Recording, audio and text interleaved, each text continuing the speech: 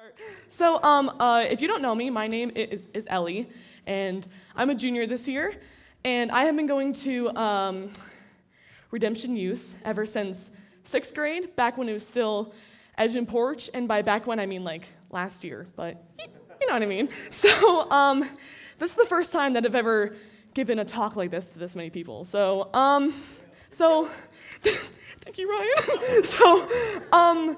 So tonight, I just pray that God speaks to you and that you don't hear from me, but that you hear from God. So let's just get right on into it. So tonight, we're going to be continuing looking at the book of Ruth, or no, it doesn't really say Ruth on there. It doesn't matter. So last week, the queen herself, Shelby Mamajek, she is back there.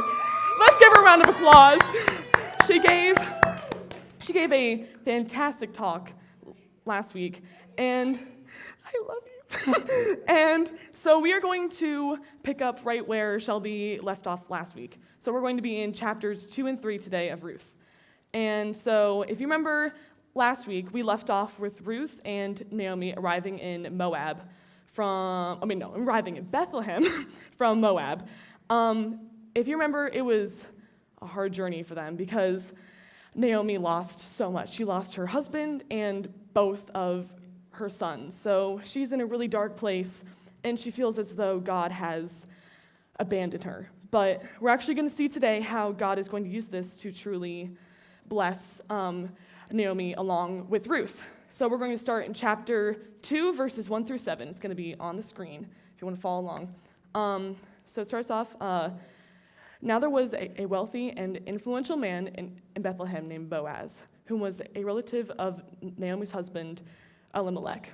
One day, Ruth the Moabite said to Naomi, "Let me go out into the harvest fields to pick up stalks of grain left behind by anyone who is kind enough to let me do it."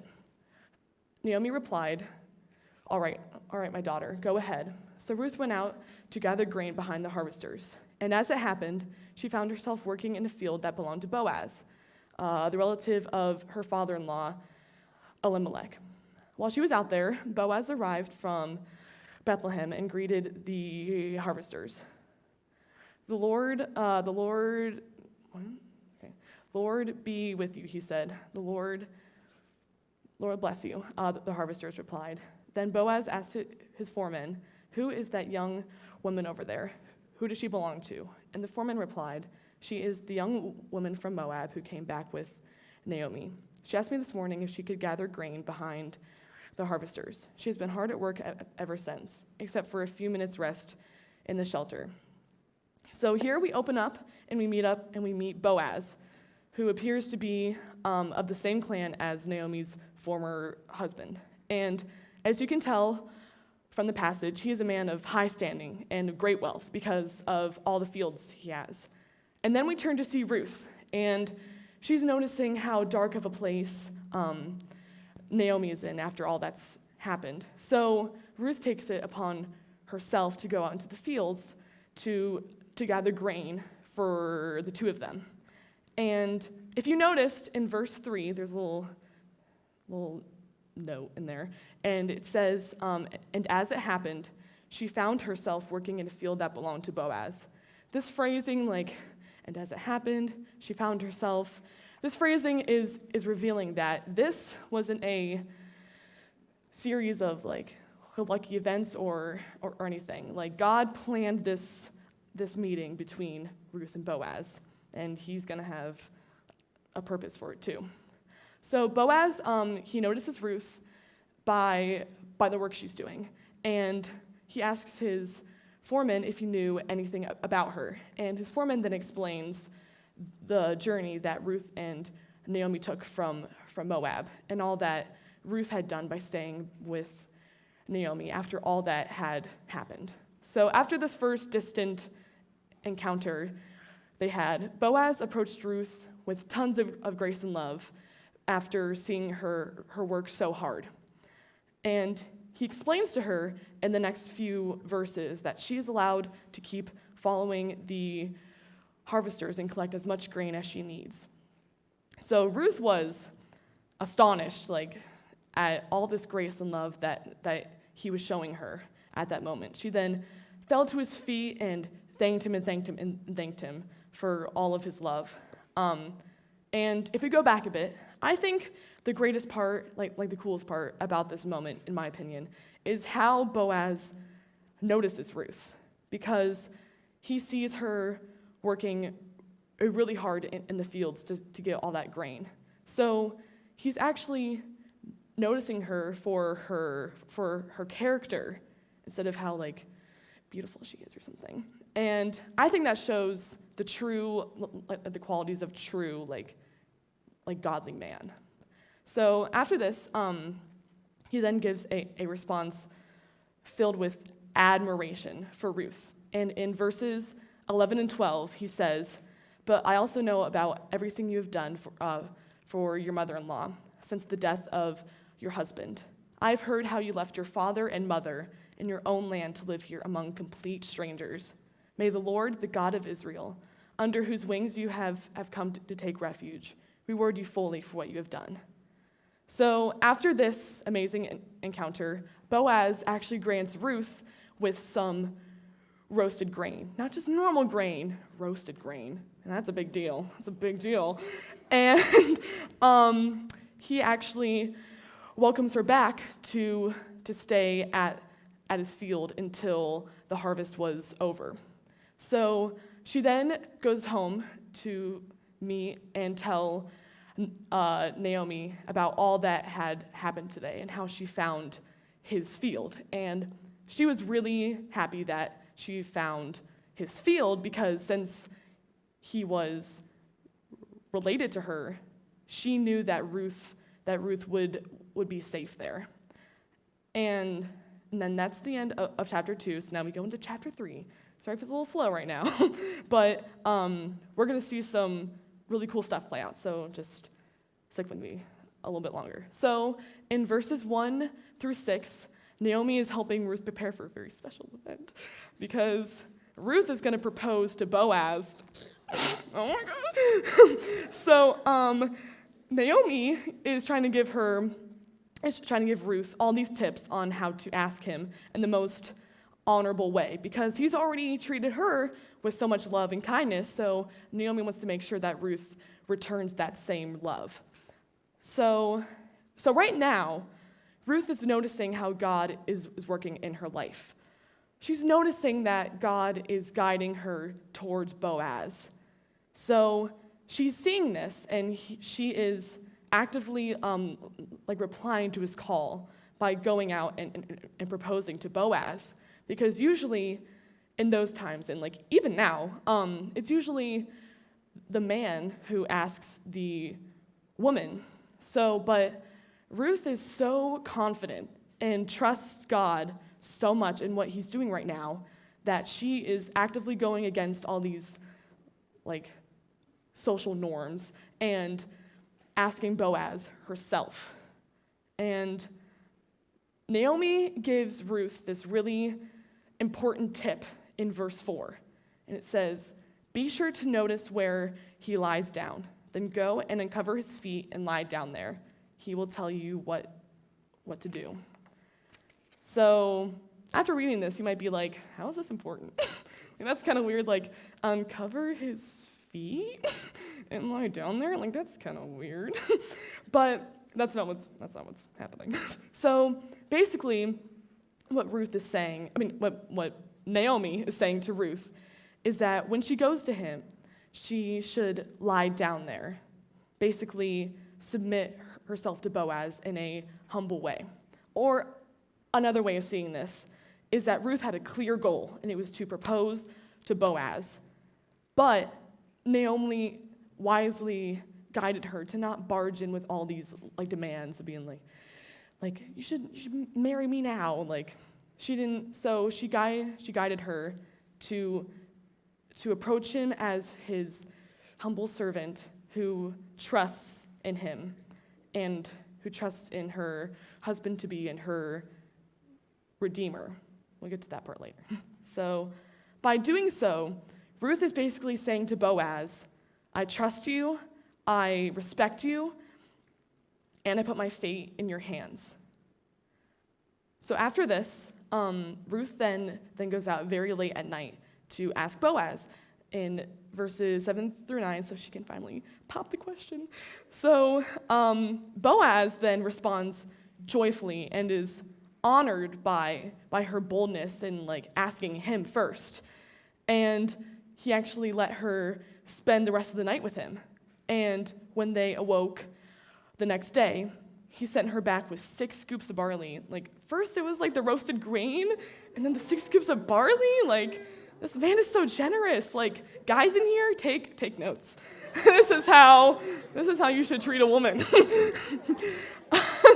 But anyway, Boaz, unfortunately, does not give his answer right away. So we're kind of left on a cliffhanger for this week. And that's how we end in chapter 3.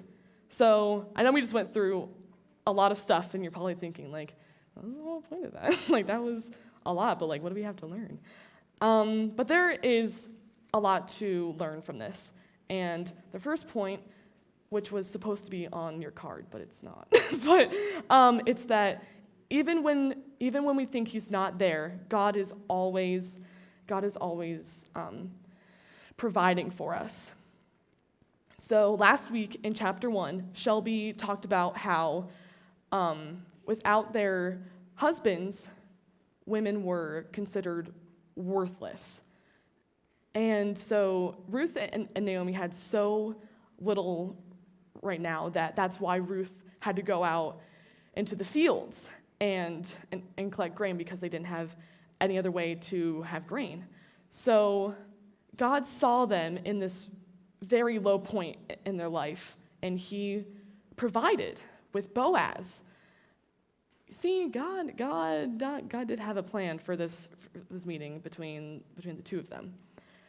So women were considered worthless, but God provided them a ray of hope in the form of Boaz. And now Ruth and Naomi finally have someone who will see them as worthy, and someone to add value to their lives again. The second thing that I want to point out, which is on your card, is that God has a plan and a purpose for your struggles, and that our struggles strengthen our faith. When I first read this, I wondered, why did God allow this to happen? They went through so much. Why did he let them go through that? But then it dawned on me, because even though they went through such a hard time, God gave them back what they lost. They lost their husbands, but then he gave them back what they lost in the form of Boaz.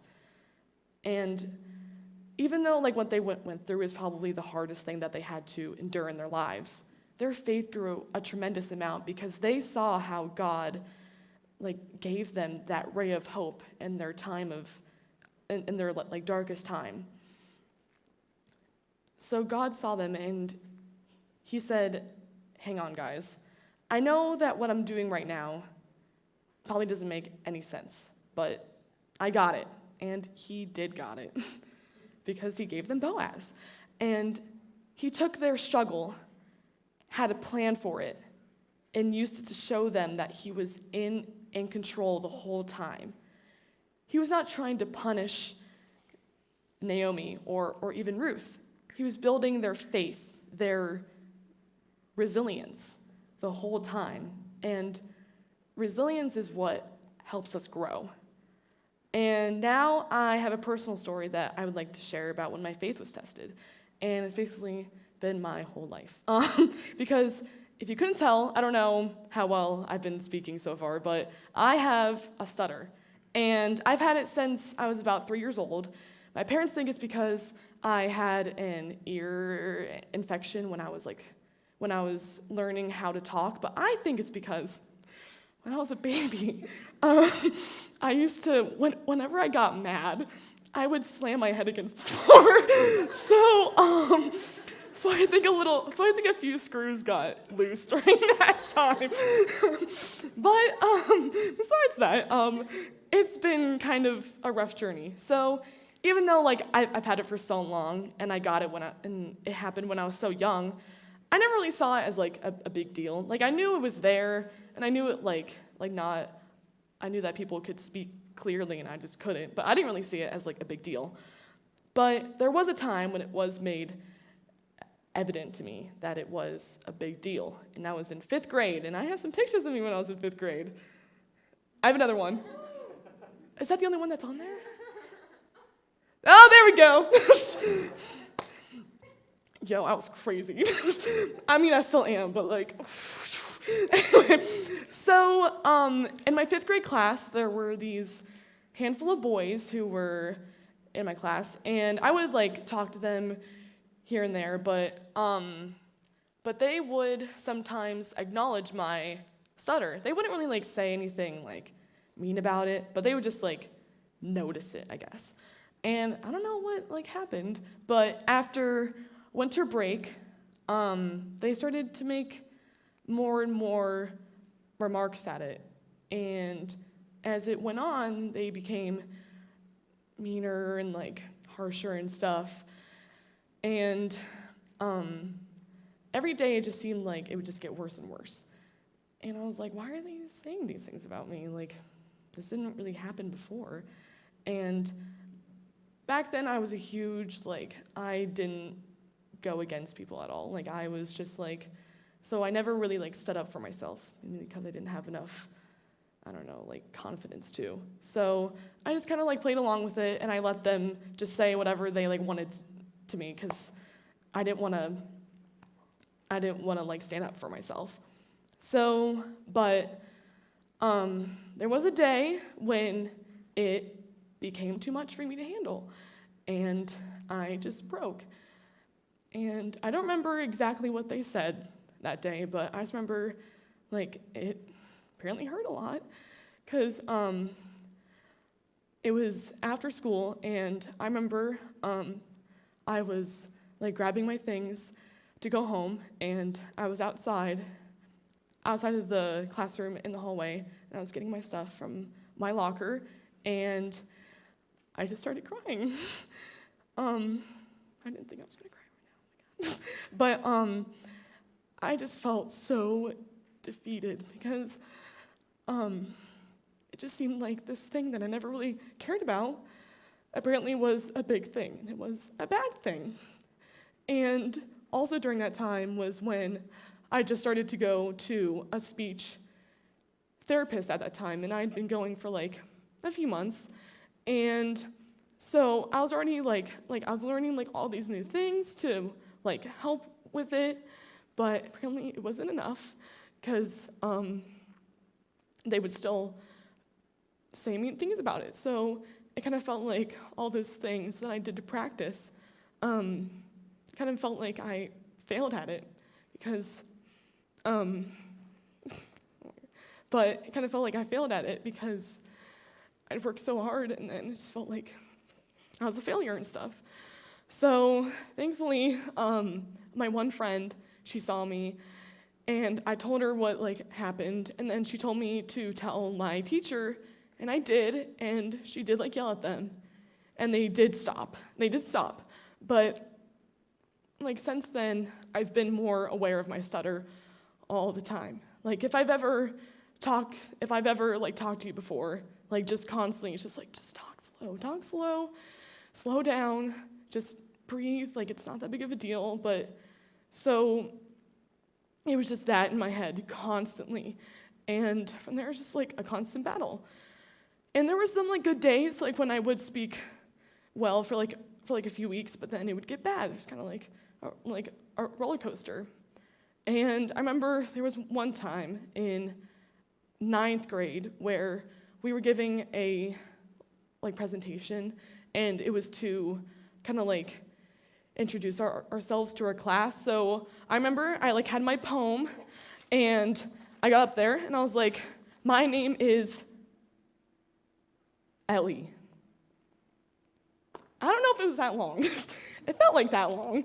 And I remember I could just feel the whole room, just like, it felt like the whole, like everyone in there was just surrounding me and just like judging me. So the whole rest of that poem was like a train wreck, but that doesn't matter. But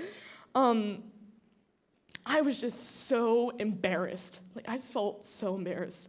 And I remember that night, I was just so mad at God. I was like, why am I crying so much? I never really get like emotional about stuff, but so I was basically just like, why? Like, out of all things, you had to screw up such a prominent part of life. You had to screw up the way I talk, which like you use it every day. And I was just so mad. And I was like, now every time I try to do like a basic human skill, I just look stupid. Like, thanks. And I felt that way for the longest time. I think I started to finally like accept my stutter probably back in like quarantine, because I was, like with myself a lot. I learned so much about myself during that time, and I just kind of accepted it, I guess. And I guess I hope that kind of proved that like that me being up here, even though like I wouldn't in a million years would I see myself being up here and talking to this many people. No. No, that would have been so scary for me back then. But I guess that just kind of shows too how God has also used my struggle, because I guess I'm sharing the Lord with you guys, which is something I never thought I would do. And also, and then recently, just in the past few months, I found a new speech therapist, because my old one, she had to retire after I went for a few years. And I've kind of seen that as I've gone through this book. That's kind of how I've seen my new speech therapist was kind of like my Boaz, because I already had one, but then I lost her, and then I was still stuttering throughout that whole time, so it felt like all that time was useless. But now I have a new person, and I can already tell like I've made so much more like progress with him. Like, I've learned so much how to like conquer my stutter more. And yeah, this has just been really great. And so one thing that I've learned the most with my journey with my stutter is that God is not a genie. Especially after that time in 9th grade, I would just pray like constantly, just take this away. I don't see the point of it. I was like list off demands, like I just like embarrassed myself like this today. I did that today. Like, I don't understand like what's the point of all this? But listing off demands to God doesn't get you anywhere. It doesn't help you or how you view God at all. And I think that was the whole point of what Naomi was trying to say to Ruth in verse 4, when she said, be sure to notice where he lies down, then go and uncover his feet and lie down there, and he'll tell you what to do. Like I said earlier, the point of Naomi explaining that to Ruth was to make sure that she didn't go in and ask him all these things, be my husband, marry me and stuff, but to present herself in a humble way. And that's how we need to be with God, because God's not a genie. And because when we ask him for guidance in our times of struggle, we need to ask him to, we need to be humble in doing so. And when we list off demands, we're not really asking for guidance. We're just asking him to fix all of our problems with a snap of a finger. And that's not how our relationship with God works, because he is our Redeemer, like how Boaz was to Ruth. And we need to have faith in our Redeemer. Faith and resilience means to trust in him. Not everything in life, obviously, is sunshine and rainbows. But when we have days when we're just confused, why is God putting me through this? that's when we need to take a step back, refrain from listing off demands, listing off what's wrong, and just truly ask God for guidance, not instant relief. See, like God sees our struggles and our low points in life, but he feels great joy when we trust him and when we give those struggles to him. Just like how Boaz in chapter 2 noticed Ruth for her hard work and her trust and her staying with Naomi in chapter 1. I don't know how long I'm going to have a stutter. I don't know how long you're going to go through whatever you are going through. But I do know that God has a purpose and a plan for it. And I know that he sees your struggle. And I know I've been there. I know that it seems like he's just not there sometimes. But I promise you that he's right there with you all the time. He has not abandoned you. And now I want you guys to take some time and discuss the questions that are here on the screen. My challenge to you is to be vulnerable about your struggles and to be as authentic as possible. So we're going to take about 10 minutes to do so. So grab your chairs and head to your tables.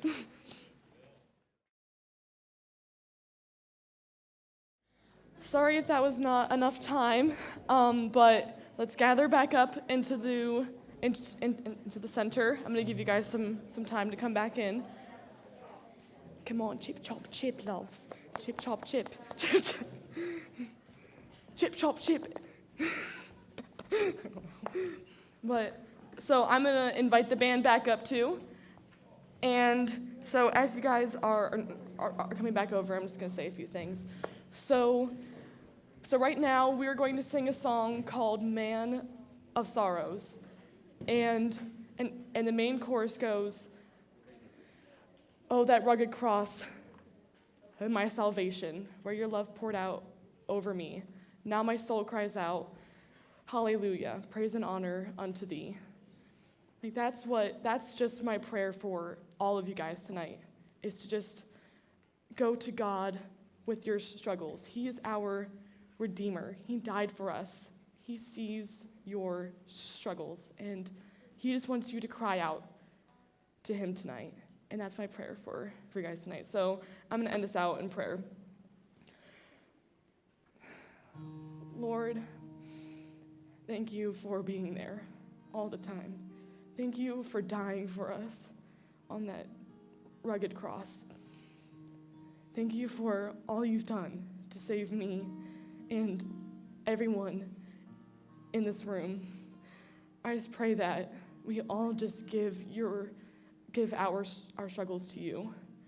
We deal with them too much. It's not our job to. It's your job. You died for us. You died for our struggles. And I pray that we just give it all to you, that we cry out to you, just like this next song is going to say. And in your name we pray. Amen.